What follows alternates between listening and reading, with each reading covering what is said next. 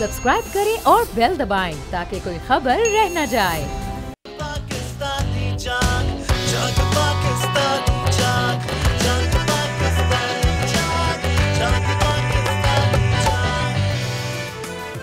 Welcome back नाजरीन। बड़े फैसले होने जा रहे हैं। लाहौर में बड़ी बैठक लग गई है और आने वाली इत्तलात ये बता रही हैं कि शहबाज शरीफ साहब जरदारी हाउस पहुंच गए हैं। वहां पर जरदारी साहब से और बिलावल भुट्टो जरदारी साहब से मुलाकात होगी। अब क्या मामला तय पाते हैं ये तो अंदर की खबर थोड़ी देर बाद ही आएगी, क्योंकि पूरा वक्त गया है। किस बात पे बात होगी, किस चीज़ पर मामला तय होंगे, ये तो आने वाले दिन या आने वाले घंटे ही बताएंगे। लेकिन जो भी होगा वो अल्लाह करे कि मुल्क के लिए अच्छा हो। एक हंग पार्लियामेंट जब भी कहीं आई है तो उसमें सिर्फ मजबूरी के फैसले किए गए हैं, मजबूती के फैसले नहीं किए गए।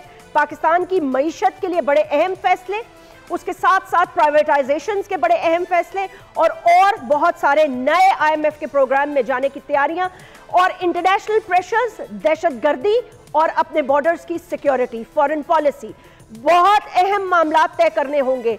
क्या ये सब मिलकर चल सकेंगे?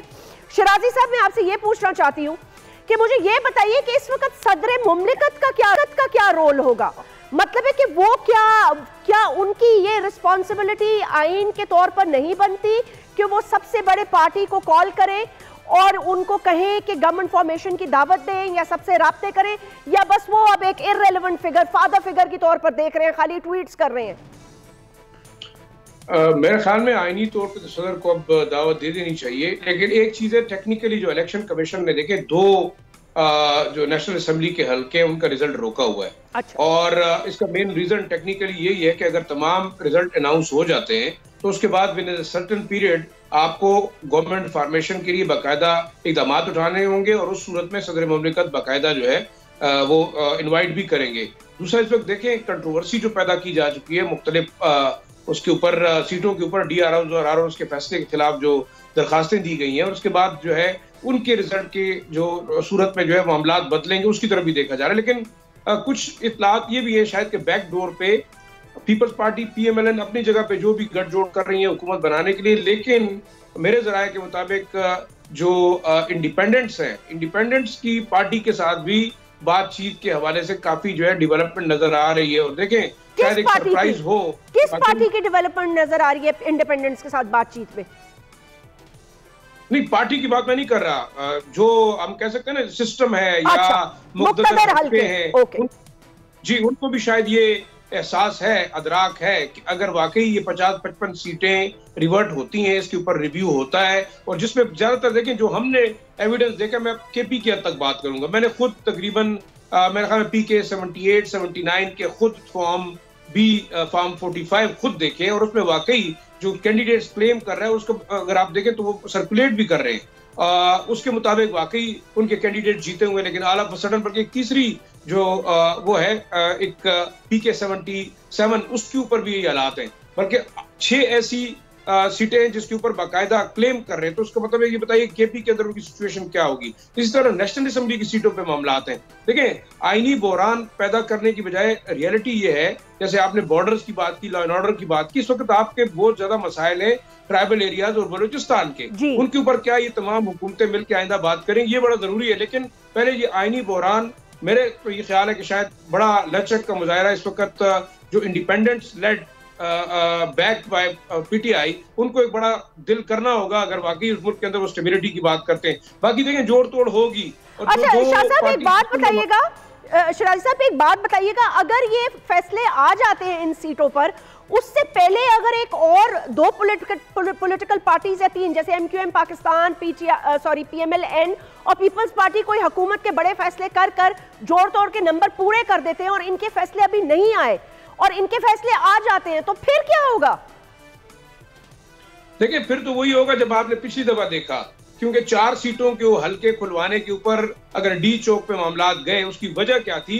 क्योंकि देखिए इलेक्शन कमीशन ने वो अपील्स नहीं मानी, इसके अलावा अदालतों ने जो है ना 22 डिसीजन दिए, उसके बाद आपने देखा कि लोग जो है रोडों पे निकले। तो मेरे ख्याल में इस वक्त देखें बड़ा अहम रोल है, क्योंकि वाकई ROs DROs से गलती हुई है। अन ओथ आपने फॉर्म 45 साइन करके और विद योर थंब इंप्रेशन आपने लोगों को रिजल्ट दिया, वो फॉर्म 47 के अंदर कैसे बदला, ये बड़ा इंपॉर्टेंट है। दूसरा देखें, आपके पास लीगल वे ऑफ एक्शन, अगर आपको लीगल रेमेडी नहीं मिलती तो आपके ख्याल से अगर अदालत आपको रेमेडी नहीं दे रही, आपको इलेक्शन कमीशन नहीं दे रहा, आपको सिस्टम नहीं दे रहा, तो आप चाहते क्या है? क्या वाकई आप इस मुल्क के अंदर दोबारा फसाद चाहते हैं? मेरे ख्याल में कोई पाकिस्तानी भी नहीं चाहता। और दूसरा देखें, सबसे बड़ी चीज फरवरी 8 है और उसका जो मैंडेट है मेरे ख्याल में उसका रिस्पेक्ट करना चाहिए। और ये हमारे एस्टेब्लिशमेंट को, साथ साथ हमारे जो पावरफुल हल्के हैं उनको ये सोचना चाहिए कि वाकई अगर हम मुल्क को जो है वो टर्मोइल में धकेलना चाहते हैं कि नहीं, हम किसी पार्टी को खुश करने में या हमारी जो उसके साथ अंडरस्टैंडिंग थी उसके ऊपर जाएंगे। दूसरा देखिए, गलतियां होती हैं इंसान से, तहरीक इंसाफ से भी हुई हैं, एस्टेब्लिशमेंट से भी हुई हैं, PMLN से भी हो रही हैं, पहले भी होती रही हैं। तो आया बार बार हम अपनी गलतियों से सीखने की बजाय अगर उसी एक्सपेरिमेंट पे जाते हैं। देखें जस्मीन, बड़ा मुश्किल सूरत हाल है। वाकई आप जैसे बात करी थी, इतना मुश्किल सूरत हाल पाकिस्तान के अंदर पैदा नहीं हुई कि 3 पार्टीज क्लेम कर रही हैं कि वो हुकूमत बना रही हैं। तो आप मुझे ये बताइएगा कि या तो 2 पार्टीज मिलेंगी और तीसरी अपोजिशन में बैठेगी, ये एक सिचुएशन है। और एक अपोजिशन में बैठने वाली जो पार्टी है वो ऑब्वियसली नजर आ रही है कि वो इंडिपेंडेंट्स हैं, क्योंकि जो लेन देन हो रहा है लगता यही है। तो अगर आप उनको रेमेडी नहीं देंगे, उनके इंसाफ नहीं देंगे, तो फिर क्या होगा? अच्छा, में ये बड़ा एक सीरियस इशू है। ठीक, आमिर ज़िया साहब ये बताइएगा कि जैसे अभी ये साहब जो हैं जिन्होंने मॉरली वोट किसी और पार्टी के बैनर के अंदर लिए थे, तो वो इंडिपेंडेंट ही चले, लेकिन अब ये वो मरियम नवाज साहिबा से भी उन्होंने मुलाकात कर ली और उन्होंने कहा जी दोस्तों के कहने पे मैं शामिल हो रहा हूँ। अब उनकी मतलब है कि ये मॉरली किसकी डिफीट में समझूं? आप एक ऐसी बड़ी जमात, विक्ट्री स्पीच आपने कर दी है, आप वजीर आजम का ओहदा लेने जा रहे हैं, आप मुल्क में हुकूमत बनाने जा रहे हैं और आप मतलब एक ऐसी जमात के बंदों को अपने अंदर शामिल कर रहे हैं कि मतलब जिसको आप एक जमात ही नहीं मानते। अभी भी आज प्रेस कॉन्फ्रेंसेस में आप ये कह रहे हैं इस फितने को खत्म करना होगा, इस फितने से, जहर से मुल्क को आजाद करना होगा, और उनके लोग आप ले रहे हैं। क्यों ले रहे हैं? मतलब मॉरली तो आपको उनको लेना ही नहीं चाहिए, और या मॉरली आप इतने स्ट्रांग हैं तो आप बड़ेपन का मुजाहरा करके फिर सबसे पहले उस बड़ी जमात को दावत दें और आप कहें कि जी आए हमारे साथ मिलकर हुकूमत बनाएं और आगे चलने का फैसला करें। मैं ये कह रहा हूँ कि हमेशा सियासत में कहा जाता है कि वो मॉरल या इमोरल नहीं होती है बल्कि एमोरल होती है। तो सियासत का बुनियादी कुलिया तो ये होता है कि उसमें जो काम चल जाए वो चल जाता है। जब भी कहते हैं कि सियासत के सीने में दिल भी नहीं होता, वो दिमाग से फैसले करती है, लेकिन जाहिर है कि इन चीज़ों का जो एक तासुर पड़ता है वो अवाम जो है उस चीज़ को इंटरप्रेट कर रहे होते हैं, और अवाम जो होते हैं वो मॉरल जो है उनकी यार्डस्टिक होती है, तराजू होता है, उसको अप्लाई करते हैं। तो यहाँ पर यकीनन 2 सतह पे बात आ जाती है कि जिन साहब ने उनका ज़मीर जाग गया, अचानक उन्होंने कहा कि जी पाकिस्तान की बेहतरी इसी में है कि नून लीग को सपोर्ट किया जाए, और मरियम साहिबा के साथ तस्वीर खिंचवा के उन्होंने इस बात को साबित किया। तो हो सकता है वो बिल्कुल ज़मीर के मुताबिक उन्होंने फैसला किया, लेकिन जिन लोगों ने उनको वोट दिया है उसको उन्होंने एक तरह से मैं कहूँगा कि बिट्रे किया है, क्योंकि उन्होंने जो वोट दिया गया था शख्सियत से ज़्यादा आपको पता है कि यहाँ पे पार्टी एफिलिएशन ठीक है कि भाई बैगन अगर जीत गया और मुख्तलिफ जो और सिंबल दिए गए थे जी वो गरीब अगर वो जीत गए थे तो उनको गालिबन मेरे ख्याल में इसकी वो रखनी चाहिए थी। फिर दूसरा आपने बड़ा अहम नुकता उठाया कि खुद नून लीग किस तरह की तर्ज सियासत को परवान चढ़ाना चाह रही है। उसका फिर इसका हमें वो मिलता है कि जी किसी ने कुछ नहीं सीखा, सब लोग जो है वही गलतियां, वही चीजें, वही अंदाज़े सियासत करते आए जो पाकिस्तान को साल पे लेकर आ गया है। और मैं ये समझता हूँ कि सियासतदानों से मुझे कभी भी कोई ज्यादा उम्मीद नहीं होती है। इनको हमने 12 आजमाया, हमने हर बार देखा कि इन्होंने अपनी कारोबार को, अपनी सियासत को, अपने कारोबार को वसी करने के लिए इस्तेमाल किया और दीगर इन पे इल्जामात लगते रहे। तो हमें इदारों से तवक्को है कि इदारे कोई ऐसी राह निकालें कि जो पाकिस्तान की सियासत में हिद्दत है उसमें कमी आए, उसमें जो है कि जो निस्बतन ईमानदार लोग हों उनको आगे आने का मौका मिले, मौरूसियत नहीं बल्कि अहलियत जो है वो पैमाना बने अहम ओहदों पे जाने का। अहलियत यानी कि मेरिट के ऊपर चीज़ें हो रही हो, हम इस तरह का निज़ाम बनाने में नाकाम रहे हैं। और ये जब भी मैंने आज ट्वीट भी किया कि इस वक्त लग ये रहा है कि जी आइडलिज्म जो है वो उसको सामना है, और ये मौका परस्ती का, अपॉर्चुनिज्म का भी, और एक तरह का जो हमारी सियासत में आप देखते हैं कि बदनवानी जो है उसका भी। तो ये आइडलिज्म वर्सेस अपॉर्चुनिज्म है, और उसमें जाहिर है कि मेरे ख्याल में जो यूथ होती है, हमारे जो ज़्यादातर वोटर्स हैं उनकी उम्र जो है वो 35 साल से कम है, 18 से 35 साल के दरमियान है।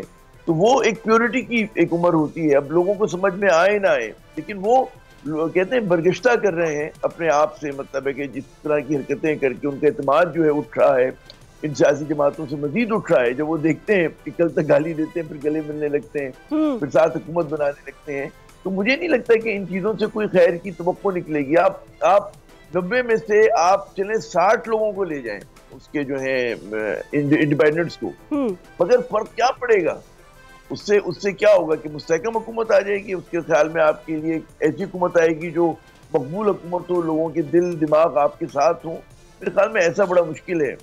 उसके लिए आपको ठीक है अब एक मखलूत हुकूमत ही बननी है, लेकिन कम से कम आप जायज तरीके से पीपल्स पार्टी, नून लीग, एमक्यू मिल जाते हैं और छोटी जमातें KUI आ जाती है, ITP आ जाती है, तो उनको जरूरत नहीं है इन लोगों की, इंडिपेंडेंट्स की। आमिर भाई, आपने अभी JUIF की बात की थी, तो मुफ्ती कफ़ा हमें ज्वाइन कर चुके हैं। मुफ्ती किफायतुल्लाह साहब से मैं बात करना चाहूंगी, अहम रहनुमा हैं हम JUIF के। मुफ्ती साहब बहुत बहुत शुक्रिया, अस्सलाम वालेकुम।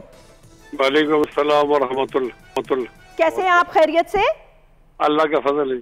किफायतुल्लाह साहब कैसे देखते हैं, मैंने आपका पैगाम भी देखा था ट्विटर पे, मैंने आपकी खबर भी पढ़ी थी, तो मुझे बड़ा एक ये इंटरेस्टिंग बात लगी आपकी तरफ से। आपने बड़ेपन का मुजाहरा किया और आपने कहा कि जिसके पास मैंडेट आया है उस मैंडेट को तस्लीम करते हुए उसको हुकूमत बनाने की इजाजत दी जाए। हाँ, असल में मैं तो कंटेस्टेंट कैंडिडेट हूँ ना NA-15 से जी, और हमने करीब से देखा, मैं कंट्रोल रूम में भी था और मैं तो हमारे पोलिंग एजेंट्स भी थे, तो हमने करीब से देखा तो कोई ऐसी चीज नहीं है जिसमें हम ये कह सकें कि इंतखाबात मशकूक है। अच्छा, फर्क इतना हुआ जो हमारे यहाँ ये है कि PTI के लोगों ने अपने लोगों को निकाला और हमारे लोग हम नहीं निकाल सके, तो वो टर्न आउट कम रहा और हमारे वोट कम पड़ गए। अब हकीकत ये है कि मैं भी नहीं जीता और मियाँ नवाज शरीफ साहब भी नहीं जीते, तो आजाद उम्मीदवार जिनको हिमायत हासिल थी PTI की वो जीत गए हैं। अब ये सच है, ये सच को तस्लीम कर लेना चाहिए। हमने इस हकीकत को खुले दिल से तस्लीम किया, अपनी शिकस्त तस्लीम की और साथ हमने मशवरा दिया है मियाँ नवाज शरीफ साहब को कि ये भी आपका बड़ा पन होगा कि आप शिकस्त तस्लीम कर लें। रिवायात को जिंदा करना अहम होता है, हुकूमत आने जानी चीज हो रही होती है और हुकूमत के लिए या कुर्सी के लिए अक़दार और रिवायत को ज़बर नहीं करना चाहिए।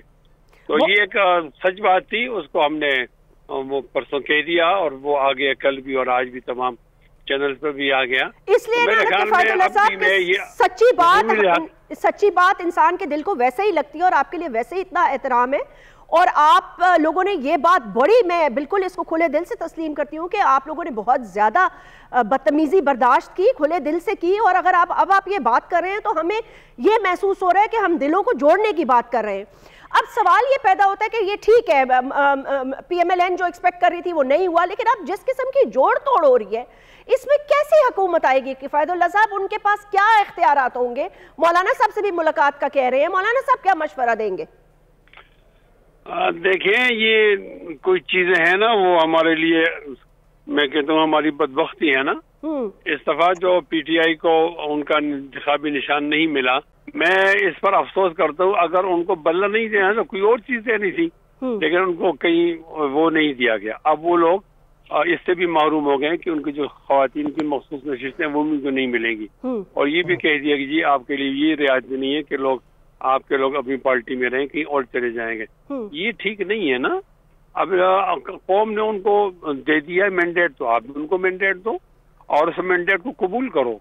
देखें, हम 76 सालों में एक बड़ा साना हुआ है। 1970 के अंदर 160 सीटें थी मुजीबुर रहमान की और 81 सीटें थी जुल्फिकार अली भुट्टो को। तो हमने 81 सीट को ऑन किया और 160 को ऑन नहीं किया, तो क्या नतीजा हुआ? पाकिस्तान टुकड़े हो गया और 2 लख्त हो गया। दोबारा वही उसी चीज को दोहराया जा रहा है। ये गलत था, ये गलत है, ये गलत रहेगा। अब भी लोगों को छोड़ दिया जाए कि वो अपने लिए उनके हक की हुक्मरानी है और अपने हुक्मरान मुंतखब करें। अब अकलियत को जबरदस्ती बतकल्लुफ अक्सरियत बना देना और अक्सरियत को बतकल्लुफ अकलियत बना देना, न ये शरअन जायज है और न ये अक्लन उर्फन जायज है। और ठीक नहीं है। और किफायतुल्लाह साहब, उनकी फिर स्टैंडिंग क्या होगी? मतलब वो पपेट्स ही होंगे एक दूसरे के ऊपर मोहताज में, एक दूसरे की मिनिस्ट्री, ये मिनिस्टर नाराज हो गया तो वो मिनिस्टर नाराज हो गया तो मुझे ये नहीं मिला। अब देखें, पीपल्स पार्टी के पास मेजॉरिटी नहीं है, लेकिन वो कह रहे हैं कि हमारे बगैर हुकूमत नहीं बन सकती, इसलिए वजीर आजम बिलावल भुट्टो जरदारी को करें। तो यही तो कह रहा हूँ ना, हमारे यहाँ इसकी मिसाल दी जाती है कि मेंढकों को तोलना। अब आप मेंढक को एक तरफ से लाओगे रखोगे तोलने के लिए तराजू में, तो दूसरा निकल जाएगा। तो इस तरह फिर मुख्तलिफ ख्याल लोग होते हैं, उर्दू में कहते हैं चू चू का मुरब्बा। तो वो हुकूमत तो नहीं चल सकती, हमें चैलेंजेस का सामना है बहुत ज्यादा। मैं तो एक और बात भी करता हूँ, हमें चैलेंजेस का सामना है और चूं चूं के मुरब्बे से हम एस्टेब्लिशमेंट को राजी रखेंगे, हम आवाम को और पाकिस्तानी खिदमत नहीं कर सकेंगे। मैं तो ये समझता हूँ कि तमाम लोग मिले, एक आदमी को वजीर आजम बनाएं और वजीर आजम फिर असेंबली तोड़कर दोबारा इलेक्शन करे ताकि खुले आम तौर पर आ जाए, या जिन लोगों ने जीता हुआ है वो आजाद है या बंद है, उनको मौका दे दिया जाए। पुराने जमाने में पत्थर के जमाने की बात है कि लोग गुलाम खरीदा किए करते थे, अब आजाद लोग खरीदे जा रहे हैं। और ये खुलेआम जो हमारे यहाँ स्टेडियम हो रही है, इसकी सरपरस्ती रियासत भी कर रही है और इसकी सरपरस्ती हुकूमत भी कर रही है और इदारे भी कर रहे हैं। तो ये हम क्या मैसेज दे रहे हैं? गलत किस्म की रिवायत सामने आ गई हैं, सेहतमंद रिवायतें बिल्कुल दफन हो रही है। एक किसी लोगों की अना को रखने के लिए हमने बहुत सारी गलतियां कर ली हैं। बहुत बहुत शुक्रिया मुफ्ती किफायतुल्लाह साहब, बहुत ही गहरी बातें की और जाहिर है एक मंजे हुए सियासतदान होने के हिसाब से उन्होंने वाज़े तौर पर जो सच है उसको बड़े सच के तौर पर पेश किया। और आज हमें इसी सच की ज़रूरत है, क्योंकि पाकिस्तान के जो चैलेंजेस हैं वो जैसे उन्होंने कहा कि ये चूचू का मुरब्बा क्या करेगा, मतलब है आप एक दूसरे को सिर्फ खुश ही रखते रहेंगे। बहरहाल जाहिर सी बात है, हुकूमत में जोड़ तोड़ करना, जीत कर आने के बाद फैसले करना सबका हक होता है। शाह साहब, शराजी साहब, ये जो बात कर रहे थे मुफ्ती किफायतुल्लाह साहब, इस बात से आप कितने मुत्तफिक हैं? मतलब बात तो उन्होंने बड़ी अच्छी की।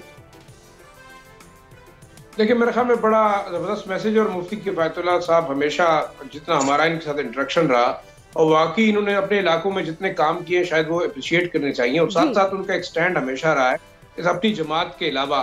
देखिए, इस वक्त जो बात उन्होंने बड़ी खुल के की कि अदलिया क्या कर रही है, हुकूमत क्या कर रही है और एस्टेब्लिशमेंट क्या कर रही है, क्यों प्रमोट किया जा रहा है इस हॉर्स ट्रेडिंग को। कुछ मेरे जराए ने कहा कि इस वक्त आपको पता है जो नेशनल असेंबली का मेंबर है उसकी बोली तकरीबन 10 से 15 करोड़ के करीब लग रही है और प्रोविंशियल असेंबली के लिए 7 करोड़ रुपए तक ऑफर की जा रही है। तो आप सोचें कि अगर कोई शख्स अपना जमीर इतने पैसों पे बेचता है और वो जाके फिर हमारे पार्लियामान के अंदर हमारे लिए कानून साजी करेगा, तो वो किस किस्म की कानून साजी होगी। और दूसरा, इस वक्त मेरे ख्याल में देखें सुप्रीम कोर्ट की तरफ भी लोग देख रहे हैं। बाकी के जैसे काजी फायजा की बात उन्होंने की, उन्होंने बड़ी गहरी बात कर दी। अब सोचना ये होगा कि आया इतने लोग या इससे पहले जो गुजर के गए हैं वो आज और कल अपनी आइंदा आने वाली नस्लों को क्या मुंह दिखाएंगे। देखिए, हिस्ट्री तो लिखी जाएगी, इसमें सबके नाम आएंगे। मेरे ख्याल में अब तो कोई ढकी चुकी बात नहीं है। और जो हमारी नौजवान नस्ल है वो इस वक्त 50 साल या 60 साल के पहले की लीडर्स को नहीं जा रही। जो 35 साल की नस्ल है वो 10 साल बाद 15 साल बाद उस स्टेज तक पहुंचेगी कि वो मेच्योरिटी के साथ आज के सियासतदान की बात करेंगे। तो आया ये मुल्क को क्या दे रहे हैं? देखिए, हम क्यों इतने पीछे हैं? हम बार बार एक बात करते हैं, आपके इर्द गिर्द आपके पड़ोसी ममालिक को देखें। अगर हिंदुस्तान के अंदर एक स्टबन हुकूमत है, एक टायरेंट हुकूमत है जिसको हम उस टेररिस्ट की नजर से देखते हैं, मोदी की tyrant government because of the Kashmir policy, because of their animosity towards Muslim और अदर माइनॉरिटीज, लेकिन उसके बावजूद आप देखें उनका मुल्क स्टेबल है। आप ईरान की बात करते हैं तो ईरान स्टेबल नहीं है, आप तुर्की की बात करते हैं वो स्टेबल नहीं है। वहां भी एक स्टेबलाइज्ड हुकूमत है जो कि कंसिस्टेंटली काम कर रही है अपने लोगों की तरक्की के लिए, अपने इंटरेस्ट के लिए। आप ये बताइए, हमारी फॉरेन पॉलिसी हमेशा फेल रही है, हम अपने पड़ोसियों के साथ लड़ाई पे हैं, जो हॉस्टाइल फोर्सेज है वो आपके अंदर इंट्रूड करती हैं, इंटरनेशनल पावर्स आपसे नाराज हैं। तो ये बताइएगा कि हम कहाँ स्टैंड करते हैं। दूसरा देखिए, बार बार हमारे वेस्टर्न ईस्टर्न तमाम बॉर्डर्स की हमें थ्रेट है। लॉ एंड ऑर्डर की वजह से आपकी लॉ एनफोर्समेंट एजेंसीज का तमाम तरफ फोकस उस किस्म की हमलों और टेररिस्ट एक्टिविटीज को काउंटर करने में गुजरा है। तो आप स्टेबिलिटी की क्या बात करेंगे? आपको जो पानी की चैलेंजेस हैं, आपको फूड इनसिक्योरिटी है और इसके साथ एनर्जी क्राइसिस है, बहुत ज्यादा मामलात है। आमिर ज़िया साहब, आपकी तरफ आना चाहूंगी। आपने मुफ्ती किफायतुल्लाह साहब की गुफ्तगू तो सुन ली होगी, उन्होंने बड़ी संजीदगी से, बड़ी सफाई से और बड़ी सच्चाई से उन्होंने बात की। देखिए, अब सवाल सारा ये पैदा होता है कि ठीक है आप हुकूमत, I mean writing on the wall इंसान को पढ़नी चाहिए, जो हकीकत है वो नजर आना चाहिए, अनलेस के कोर्ट्स या इलेक्शन कमीशन कुछ ऐसे फैसले कर देते हैं। उन्होंने कहा है कि आप उनको हुकूमत बनाने दें, लग तो नहीं रहा कि वो हुकूमत बना सकेंगे। चले आप हुकूमत बना लेंगे, लेकिन आप हुकूमत बनाकर लोगों को तोड़कर जोड़कर आप हुकूमत बनाकर, मतलब आप अपनी डिफीट एक्सेप्ट नहीं कर रहे, उल्टा आपने एक विक्ट्री स्पीच कर ली है। लेकिन चले आप हुकूमत बना भी लेंगे, लेकिन आपकी कितनी ग्रिप होगी पाकिस्तान की डेमोक्रेसी में? और इस टेन्योर के बाद, जो कि मुझे लगता है जल्दी इलेक्शंस हो जाएंगे दोबारा, अगर यही हालात रहे इनके, मतलब है पीडीएम, देखे ना पीडीएम का मलबा कोई भी उठाने के लिए तैयार नहीं था, सारा का सारा पीएमएल पे गिरा दिया। पीपल्स पार्टी ने कहा हम पीडीएम का हिस्सा थे, खाली हम हुकूमत का हिस्सा थोड़ी थे। सब खराबियां इन्होंने की हैं, सब इन्होंने मईशत को तबाह किया है, तो अब भी यही होगा। तो उसके बाद इनको वापस इलेक्शंस में जाने के लिए तो इनके पास दोबारा तो कुछ भी नहीं रहेगा। देखिए, पहली बात हुई कि मुफ्ती किफायतुल्लाह साहब ने बड़ी, मैं समझता हूँ कि बुजुर्ग हैं और उन्होंने बुजुर्ग होने का सबूत दिया है, जिस दर्दमंदी के साथ उन्होंने मारूजी हालात को देखते हुए बात की है। मेरे ख्याल में हमारे सियासतदानों को सीखना चाहिए। मैं बड़ा मुतासिर हुआ उनकी गुफ्तगू से कि उनमें ये बड़ाई थी कि उन्होंने अपनी शिकस्त तस्लीम की, उनको पता चला कि जी उनकी क्या उसकी इंतखाबी मुहिम की क्या कमजोरी थी, और उन्होंने इस बात के इतराफ़ किया और मशवरा दिया नवाज शरीफ साहब को कि जनाब आप खुदा के लिए इस पर अमल करें और एक ऐसी फतह को गले से ना लगाएं उस हल्के में NA-15 में कि जो आपको नहीं मिली है। क्योंकि आप ये देखें, जो सिर्फ कहते हैं ना कि PTI के लोगों को छोड़ दें जो उनके बिल्कुल वफादार हैं, उनके साथ चलते हैं। मैं देख रहा हूँ कि हमारा जो मेन स्ट्रीम मीडिया है, जिसमें बहुत ज़्यादा ऐसी आवाज़ें हैं कि जो नक़ाद हैं, बड़ा भरपूर तरीके से इमरान खान पर और PTI पे तनकीद करती रही और आज भी तनकीद करती हैं, वो भी इस वक्त जो है और सवाल उठा रहे हैं कि जिस तरह से नून लीग जो है फतह को क्लेम कर रही है और उनको समझ में नहीं आ रहा। अभी देखिए, मैं एक समझता हूँ कि जो भी असल के बड़े वाला सहाफ़ी है वो इस चीज़ को बिल्कुल, उसके जहनों में सिर्फ सवाल हैं और वो इन हालात पे मुतमईन नहीं है। फिर सोशल मीडिया की तो आप बात ही छोड़ दें कि वहाँ पे जो फुल्का उड़ाया जा रहा है। फिर आप देखें कि बैनुल अक़वामी मीडिया का क्या रद्द-ए-अमल आ रहा है जी। फिर मैं जो इन्वेस्टर से बात कर रहा हूँ, जो पढ़े लिखे पाकिस्तानी उनसे बात कर रहा हूँ, तो सब लोग जो हैं खौफजदा हैं, नाला हैं, दिल बर्दाश्ता हैं, और दिल बर्दाश्ता होना जो है वो सबसे खतरनाक बात होती है। अच्छा आमिर ज़िया साहब, अहम फैसले होने जा रहे हैं। मैं एक छोटी सी खबर दे देती हूँ, गुफ्तगू जारी रहेगी। शहबाज शरीफ साहब के अंदर जो वफ्द था वो पहुंच गया है, आप स्क्रीन पर भी देख रहे हैं। बातचीत शुरू हो जाएगी, क्या दिया जाएगा, क्या लिया जाएगा। मोस्ट प्रोबेबली आज रात नहीं तो कल तक फैसले करने होंगे और इम्पोर्टेंट फैसले करने होंगे। अब वो फैसले क्या होंगे और ऊंट किस करवट बैठेगा, ये तो अंदर की जब कहानी आएगी तो पता चलेगा। लेकिन ये सेकेंड राउंड ऑफ डायलॉग है। बिलावल भुट्टो जरदारी, आपको पता है पहले इस्लामाबाद चले गए थे, अब वो वापस आए हैं। एंड ऑब्वियसली मतलब जिस तरह की उनकी पोस्चरिंग थी, तो मुझे आई डोंट नो कि उनको पार्टी कन्विंस करेगी कि वो PM के स्लॉट से पीछे हटे या PML NS पे गिव अप करेगी या नहीं, क्योंकि असल चीज तो वो कुर्सी है ना। शाह साहब अस्सलाम वालेकुम, मुबारक हो आपको, सिंध सिक्योर किया आपने, पंजाब में इंक्रेज बनाया, बड़ी अच्छी कैंपेनिंग थी। कैसे देखते हैं इन इलेक्शंस को? वालेकुम अस्सलाम, बहुत शुक्रिया जी। बिस्मिल्लाहिर्रहमानिर्रहीम, अल्लाहुम्मा सल्ली अला मुहम्मद व आले मोहम्मद। देखिए, इलेक्शंस तो पोल डे की हद तक तो बड़े सही रहे हैं। बस इंटरनेट बंद था जिसकी वजह से बहुत ज्यादा कंफ्यूजन था, लेकिन बाद में शिकायत आई है कि फॉर्म 45 और वो जो रिजल्ट हैं वो कई जगहों पे मैच नहीं कर रहे। लेकिन एक जो बहुत अच्छी और खुश आइन वो तो बात ये कि इलेक्शन हो गए। जो बहुत ज्यादा कंफ्यूजन था कि जी नहीं होंगे, ये हो जाएगा, वो हो जाएगा, तो ये तो सिलसिला खत्म हुआ।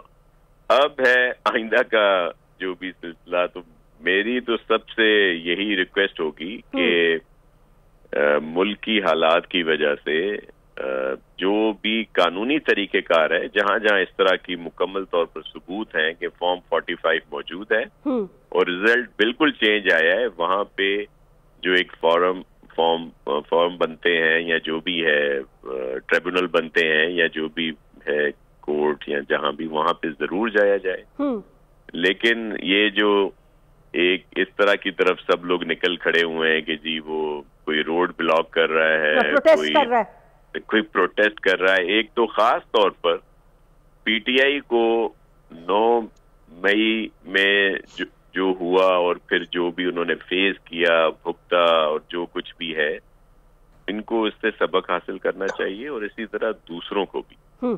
कानून को हाथ में ना लें, अपना प्रोटेस्ट जरूर करें। वही किसी कोई मना नहीं करता, लेकिन कानूनी हक जो है वो भी इस्तेमाल करें। लेकिन इस तरह का सिलसिला ना करें कि रोड बंद है जी, उसमें वो फैमिलीज सफर कर रही हैं जो बेचारे आना जाना है, कहीं किसी ने कोई एम्बुलेंसेज फंसी हुई हैं। और फिर मिसाल के तौर पर हमें बड़ा एहतराम है यहाँ पे JUIF के लिए जी। अब सुना है उन्होंने रोड बंद की जी, सारी रोडें बंद की हुई हैं। उनसे पूछे कि कभी उनकी कोई एक सीट रही है सूबा सिंध में? कोई एक? अच्छा शाह साहब, उन्होंने क्यों रोडें बंद की हुई हैं? वो क्या कह रहे हैं, धांधली हो गई है? वो कह रहे हैं हमसे धांधली हो गई है। अच्छा, अब मेरे कहने का मकसद ये है कि ये सारा सिलसिला जो है, जहाँ PMLN हो वहां पे क्या उनके एलाइज के साथ कोई धांधली का आप सोच सकते हैं? ये तो वो ग्रुप था ना जो PMLN, JUIF, MQM, GDA और ये लोग तो सब साथ हैं। तो ये अब वो सिर्फ आज सुना है एक और बड़े मेरे मोहतरम दोस्त हैं, जाती तौर पर तो मैं सबका बहुत एहतराम करता हूँ, मेरे लिए सब मोहतरम है। एक हैदराबाद से भी चल रहा था कि जी उन्होंने भी एहतजाज कर रहे हैं कि जी मुझसे वो हो गई है, धांधली हो गई है, और लिए मौसूफ ने कुल 6000 वोट है। अच्छा, और रोड भी ब्लॉक की हुई है सुना है। पलीजो साहब की बात करें जी बिल्कुल, जाती तौर पर वो बड़े मोहतरम है, लेकिन लिए उन्होंने 6000 और कुछ है। और हमारे पीपल्स पार्टी के जो कैंडिडेट हैं जाम खान शोरो साहब, वो हमेशा जीतते आए हैं और उन्होंने बहुत ज्यादा वोट लिए वहाँ पे। अच्छा शाह साहब, कराची की तरफ जरा आए, आमिर जिया साहब भी हमारे साथ मौजूद है शायद। जी आमिर भाई कोई सवाल करना चाहते हैं करने से? मैं भी कराची के हवाले से सवाल करना चाहता हूं। एक छोटा सा कमेंट है ऑन अ लाइटर नोट। बिल्कुल शाह साहब ने बड़े अच्छे अंदाज में कहा कि तमाम लोग एक है, MQM भी इनके साथ है, नून लीग भी है और GDA भी है और JUIF भी है, लेकिन अब तो लग रहा है शाह साहब की पीपल्स पार्टी भी है, आप लोग भी साथ हैं, तो सारे उस सफ में पहुंचे तो सभी एक हुए। जी आमिर जिया साहब मेरे बड़े मोहतरम हैं, हमारे सीनियर हैं। मैं सिर्फ ये कह रहा हूँ, देखें अभी तक हम साथ नहीं हैं, अभी तो ये मुशावरत हो रही है। आज भी उनका वफद वहाँ पे आया है, लेकिन कल हमारी CEC की मीटिंग है, उसमें कोई भी फैसला जो है वो हो सकता है। देखें इलेक्शन तो हमने बड़े मुश्किल हालात में लड़े हैं ना, वो तो हमसे पूछेंगे हमने कैसे इलेक्शन को शाह साहब, अगर आपने मुश्किल हालात में लड़े हैं तो बाकियों से तो फिर पूछना ही नहीं चाहिए। सुन ले मेरी बात, जैसे मैं हकीकत बता रहा हूँ, ये तो सिंध की बाशऊर अवाम को सलाम जाता है, क्रेडिट जाता है कि उन्होंने सही फैसला किया। और वो जो परफॉर्मेंस रही है जो बहुत सारों को नजर नहीं आती कि जिस सिंध में पीपल्स पार्टी ने जो परफॉर्म किया, जो खिदमत की लोगों की, जो चेयरमैन बिलावल भुट्टो जरदारी साहब के विजन था, या मुराद अली शाह साहब ने और उनकी पूरी टीम ने जो यहाँ काम किया, ये उसका सिला है। मैं हमेशा कहता हूँ कि आके सब कहते हैं कि जी सिंध को इन्होंने तबाह बर्बाद कर दिया पीपल्स पार्टी ने। मैं कहता हूँ अच्छा जी, 2008 में तो बीपी शहीद का जज्बात का वोट था पीपल्स पार्टी को, चले बहुत ज्यादा सीटें मिल गई सिंध में। 2013 में पीपल्स पार्टी ने क्या किया था कि तमाम मुश्किलात के बावजूद, RO इलेक्शंस के बावजूद 2008 से ज्यादा सीटें थी सिंध में। फिर 2018 में जब RTS सिस्टम था, हमारे लोग जेलों में बंद होके इलेक्शन लड़ रहे थे, शर्जील या बहुत सारों के मैं नाम लूंगा जी, और 10-12 को नाअहल करार दे दिया गया बड़े मुश्किल हालात में, लेकिन हमने 2013 से ज्यादा सीटें ले ली। ठीक। और अब ये जो 2024 है, यकीन जाने इसमें जाहिर उस तरह की मुश्किलात तो नहीं थी कि जो जेलों में बंद थे या नाअहल करार दे दिए गए थे या बहुत कुछ था, लेकिन ये जो अलायंस बना इसको मुकम्मल तौर पर सपोर्ट की। ठीक। PMLN की तरफ से जो ये आके MQM के साथ JUIF और GDA और ये सब लोगों को साथ मिलाया गया, इनका आपस में सीट एडजस्टमेंट करके जो बनते थे नहीं बनते थे, लेकिन जैसे भी हुआ ठीक, और फिर हमने फेस किया तो, लेकिन अल्हम्दुलिल्लाह कराची की तरफ आ जाएं, सबसे ज्यादा सीटें मिली हैं हमें, 18 से ज्यादा। शाह साहब, मैं कराची पर थोड़ी बात करना चाहती हूँ। जी प्लीज करें। मुत्तहिदा कौमी मूवमेंट पाकिस्तान ने कहा कि उन्होंने वापस ले लिया कराची और वो वापस अपनी उसी स्ट्रेंथ की पोजीशन पर आ गए और आके उन्होंने एक प्रेस कॉन्फ्रेंस भी की जिसमें उन्होंने कहा कि आपके मेयर को भी चला जाना चाहिए पीपल्स पार्टी के। और फिर उस पर मैंने देखा मुराद अली शाह साहब ने भी कहा कि ये टोन नहीं होनी चाहिए। तो अगर आप वफाक में उनके साथ हुकूमत बनाते हैं और MQM भी हुकूमत का हिस्सा रहती है तो यहाँ पर क्या मामलात होंगे? और फिर कराची में पीपल्स पार्टी ने कुछ इंग्रेस नहीं किया, MQM पाकिस्तान ले गई सारी सीटें तकरीबन। देखें हमारी सीटें इंक्रीज हुई हैं यहाँ पे, अगर आप कंपेयर कर लें 2018 से, तो अभी देखें ये जो एक होता है RTS, एक होता है EMS। एक दफा RTS आया तो ये इनके ये कह रहे थे कि हमारा सारा मैंडेट चला गया, अब आ गया EMS आ गया तो इनका सारा मैंडेट वापस आ गया।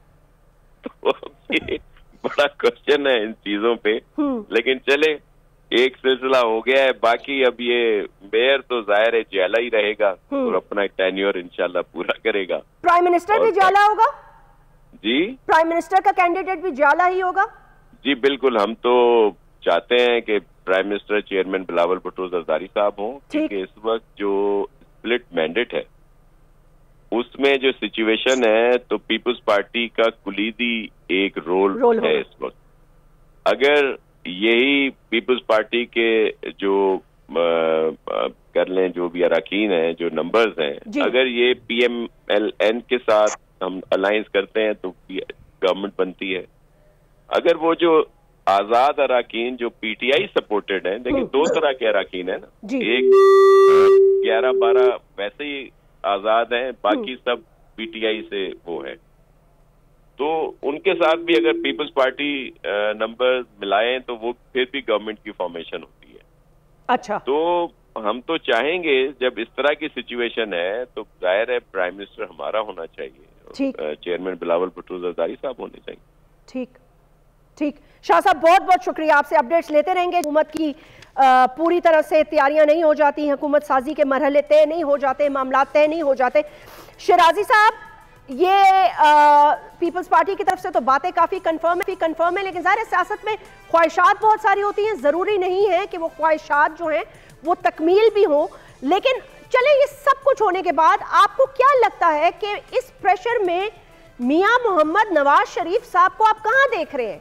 क्या वो चौथी दफा वजीर आजम बन पाएंगे या नहीं बन पाएंगे? अब देखिए विजिबली शायद इलेक्शन से कुछ दिन पहले जब इलेक्शन नहीं हो रहा था तो एक डिमोरलाइजेशन थी PMLN के कैंप में, और जैसे कि मियां साहब ने और उससे पहले उनके लीडर्स ने भी कहा कि अगर वाकई फुल पावर नहीं होती तो शायद मियां साहब ट्राई ना करें वजीर आजम बनने की। लेकिन इस वक्त देखिए जो सूरत हाल बन रही है, मेरे ख्याल पीपल्स पार्टी को ये लोग ऑफर कर रहे हैं, बलूचिस्तान भी पीपल्स पार्टी को ये में भी पंजाब के अंदर भी की पोजीशंस देने के लिए तैयार है, और जरदारी साहब को वो ऑफर करेंगे। ये मेरी शायद प्रेडिक्शन है, मैं भी गलत हो ठीक हूँ, लेकिन जरदारी साहब को वो सदारत ऑफर करेंगे। और पीपल्स पार्टी जो प्रेशर डाल रही है शायद मैक्सिमम जितना एक्सट्रैक्ट कर सकती है वो इस वक्त इस सारे माहौल और इस सारे टर्मोइल के अंदर। लेकिन एक चीज इंपॉर्टेंट है, अगर वाकई तहरीक इंसाफ को PTI जो इंडिपेंडेंट है उनको PTI ज्वाइन करने नहीं दी जाती तो अगेन हम बार बार एक बात करते हैं, तो क्या वो अपोजिशन बेंचेस पे एज इंडिपेंडेंट बैठेगी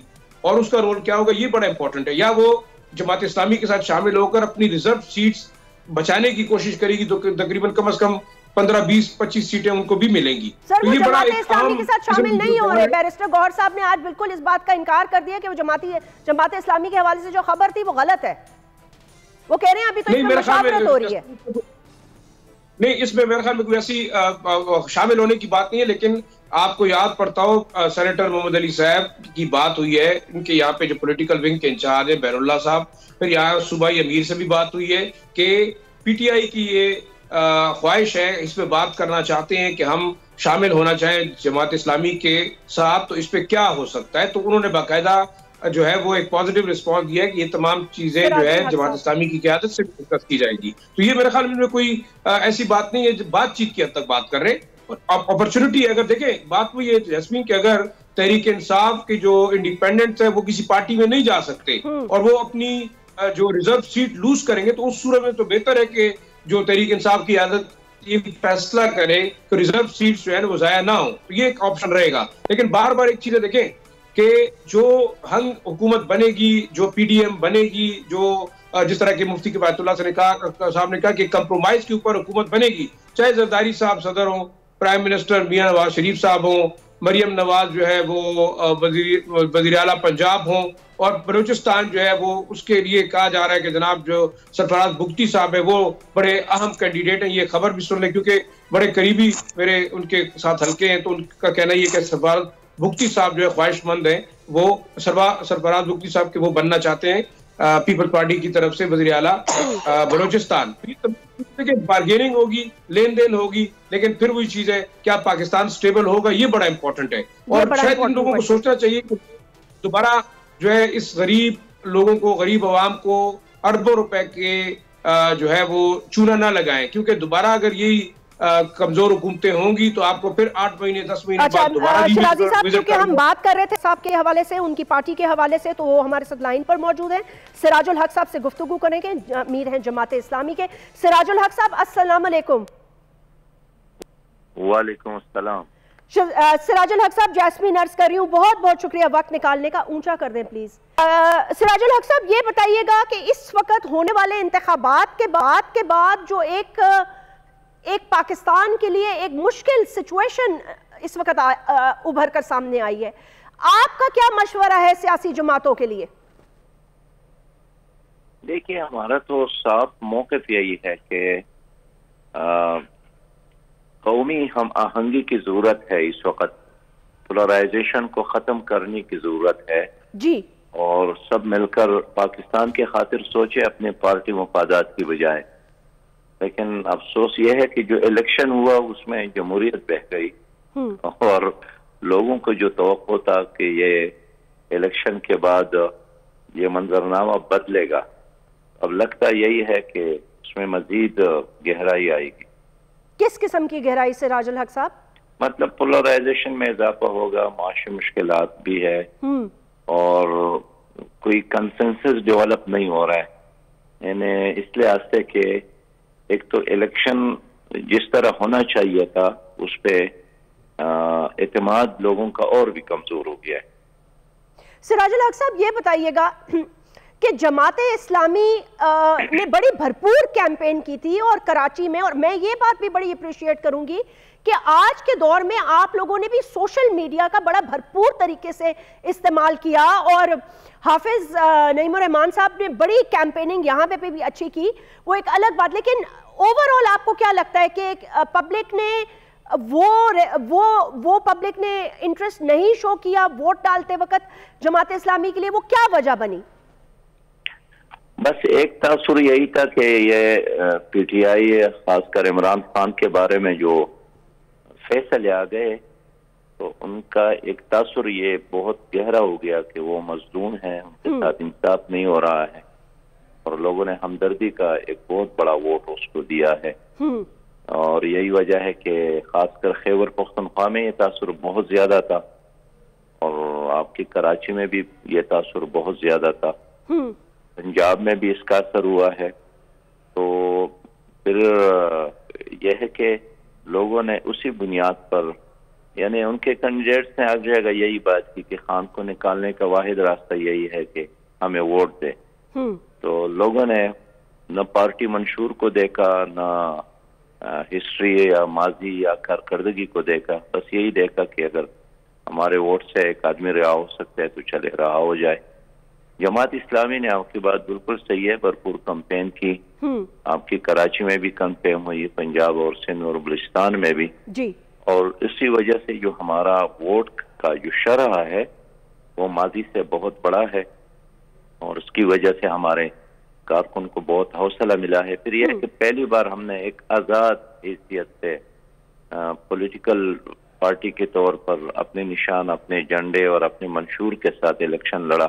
ठीक, लेकिन जाहिर है हमारे वो नताइज तो नहीं निकल सके कि हम कौमी असम्बली, सूबाई असम्बलियों में बड़ी तादाद में पहुंच जाए, लेकिन जमात इस्लामी के बारे में एक अल्टरनेट का सोच माशरे में पैदा हो गया है। ठीक, सिराजुल हक साहब, एक बात बताइएगा, जो पीटीआई बैक्ड इंडिपेंडेंट कैंडिडेट्स हैं उनके हवाले से एक बात चल रही थी कि आप लोगों से कोई बात या राब्ता हो सकता है, पता नहीं, मैंने बैरिस्टर गौहर से पूछा था तो उन्होंने कहा अभी तक तो नहीं हुआ, लेकिन आपका क्या जहन है, कोई बातचीत हो सकती है या आप क्या समझते हैं, उनको दावत देनी चाहिए अगर उन्होंने मेजॉरिटी ली है हुकूमत बनाने के लिए? देखिए, सियासी जमात के तौर पर तमाम सियासी वर्कर, सियासी लीडर आपस में बातचीत तो करते हैं और सियासत तो नाम इसी का है कि एक दूसरे को दलील की कुव्वत से कायल करे और जो भी आपके मुश्तरक चीजें हैं उसकी तरफ आगे बढ़े। लेकिन पीटीआई के साथ अभी तक जिस तरह आप बता रहे हैं बाकायदा बाज़ाबिता कोई बातचीत तो नहीं हो रही है। अलबत्ता हेलो हेलो जरूर है। अच्छा। बातचीत तो जानवर आपस में नहीं कर सकते हैं। इंसान को तो अल्लाह ताला ने इसलिए पैदा किया है कि वो आपस में बातचीत करे और अपने मसाइल पर डिस्कशन करें। बेशक बेशक। तो सिराजुल हक साहब, लास्ट कमेंट आपसे ये लेना चाहूंगी कि आपको क्या लगता है वजीर आजम कौन होगा? देखिए, जिसके साथ मेजॉरिटी हो वही वजीर आजम बनेगा और अभी कबल अज वक्त है। जाहिर है इस वक्त तो सब लोग इस दौड़ में लगे हैं, लेकिन जाहिर है ऐसा आसान भी नहीं है जिस तरह मुस्लिम लीग समझ रहा है या पीपल्स पार्टी वाले समझ रहे हैं। अभी बहुत स्पीड ब्रेकर दोनों के लिए रास्ते में मौजूद है। ये ऐन मुमकिन है कि कोई ऐसा आदमी वजीर आजम बने जो अभी आप सोच भी नहीं सकते हैं। आपने माजी में देखा होगा ये जो निगरान वजीर आजम बन रहा था तो आपके एंकर्स ने कितने बड़े बड़े नाम पेश किए, लेकिन बिलाखिर फैसला जब आए तो आप भी हैरान थे, पूरी कौम हैरान थी। पाकिस्तान की सियासत में ऐसे पॉसिबिलिटीज हमेशा रहते हैं, होते हैं। बहुत बहुत शुक्रिया सिराजुल हक साहब के ने एक दो बड़ी इंपॉर्टेंट बात उन्होंने कौमी पॉलिटिकल सिनेरियो पे जो कुछ हो रहा है उस पर एक मजमूई गुफ्तगू की। नाज़रीन, मुझे नहीं पता इस वक्त ट्रांसमिशन में कितना टाइम है, शराजी साहब से कमेंट लेना है, वाइंड अप करना है, लास्ट 30 सेकेंड्स है। चलें ठीक है, फिर बहुत बहुत शुक्रिया। मैं यही कहना चाहूँगी तमाम पैनलिस्ट का, आमिर ज़िया साहब, शहजादा जुल्फ़िकार साहब, ज़ाहिर शाह शिराजी साहब, जिन्होंने हमें अपने एक्सपर्ट ओपिनियन दिए। नाज़रीन, आप ये हमारी मैराथन ट्रांसमिशंस देख रहे हैं, हमारी न्यूज़ बुलेटिन्स देख रहे हैं, ब्रेकिंग न्यूज़ देख रहे हैं, आने वाली हर खबर, हर तज्जिया, कहाँ क्या हो रहा है, हुकूमत साजी कैसे चलेगी, क्या कौन किसके साथ मिलेगा, बड़ी कुर्सियों पर कौन बैठेगा और आगे आने वाले दिनों में फैसले क्या होंगे, इससे आपको अपडेटेड रखेंगे। Stay tuned to bold news. मुझे इजाजत दीजिए, अपना ख्याल रखिएगा। अल्लाह हाफिज।